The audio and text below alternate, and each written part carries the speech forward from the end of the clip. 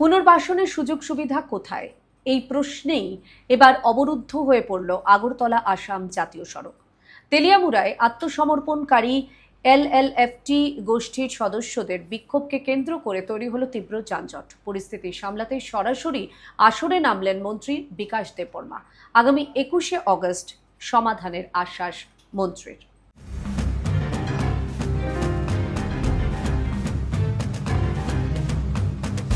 7 দফার দাবি আদায়ের লক্ষ্যে আত্মসমর্পণকারী এলএলএফটি সদস্যদের পথ অবরোধকে কেন্দ্র করে চরম উত্তেজনা ছড়ালো তেলিয়ামুড়া হাতাই কাতার সাধুপাড়া এলাকায়।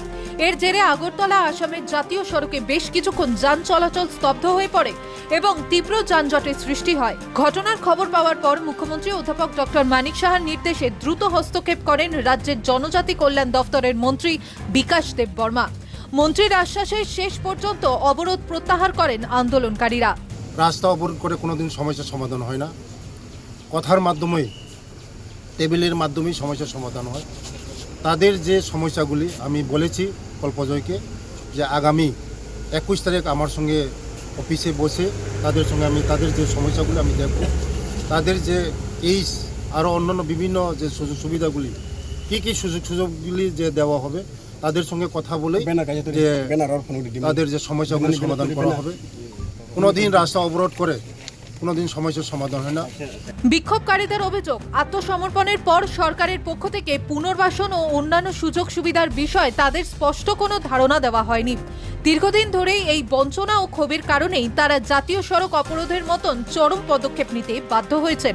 পরিস্থিতির সামাল দিতে বিকাশ দেববর্মা আগামী 21শে অগস্ট আন্দোলনকারীদের সঙ্গে তাদের 7 দফা দাবি নিয়ে বিস্তারিত আলোচনার আশ্বাস দেন। তবে এই বৈঠকের দাবি সন্তোষজনক সমাধান না হলে ফের বৃহত্তর আন্দোলনের হুঁশিয়ারি দিয়েছেন আন্দোলনকারীরা।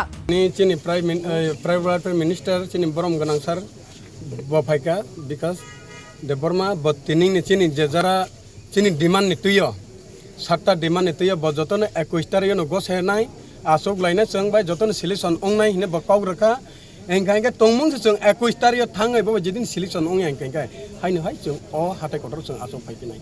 আত্মসমর্পণকারীদের দাবি গুরুত্ব দিয়ে বিবেচনা করার পাশাপাশি সরকারি সুযোগ সুবিধার বিষয়টি স্পষ্ট করার বার্তাও দেন তিনি।